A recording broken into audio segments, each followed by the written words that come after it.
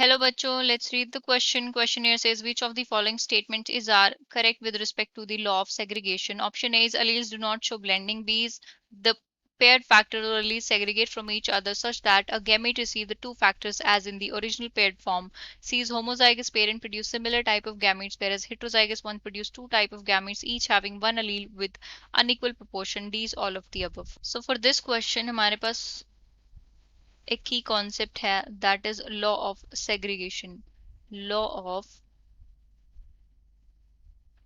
Segregation.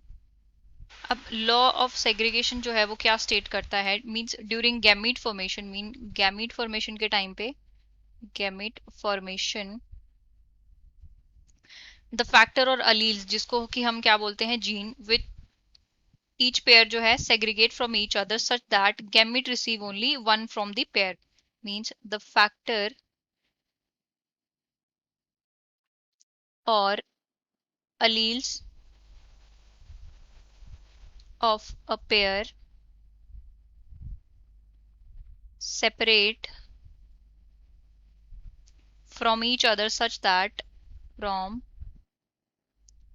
each other such that a gamete receives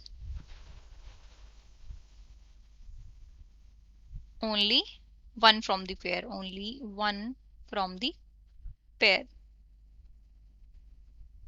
से हमारा क्या मतलब है, सपोज हमारे पास ये जीनोटाइप है किसी पेरेंट का और जब इस पेरेंट से गैमीट फॉर्मेशन होगी तो there be equal gamete formation that is capital T and small T, ये दो गैमीट्स बनेंगे. Mean there be segregation of the pair. जो कैपिटल टी स्मॉल टी वाला जो हमारे पास पेयर था इसका क्या हो गया, सेग्रीगेशन हो गया and each gamete receive the equal proportion.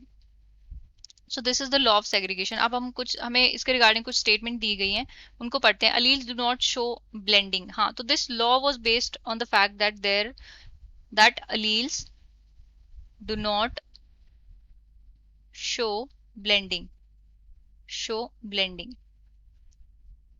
अगर अलील्स ब्लेंडिंग शो करते तो 50-50 सेग्रीगेशन नहीं होती, या तो 70-20 होती या फिर किसी और प्रोपोर्शन में होती. तो पहली स्टेटमेंट जो है वो है करेक्ट. दूसरी स्टेटमेंट ये है द पेयर्ड फैक्टर्स और allele segregate from each other such that gamete receive the two factors. नहीं, गैमेट जो है ईच गैमेट को क्या मिलता है, वन फैक्टर मिलता है. तो दूसरी स्टेटमेंट क्या है हमारी, रॉन्ग है.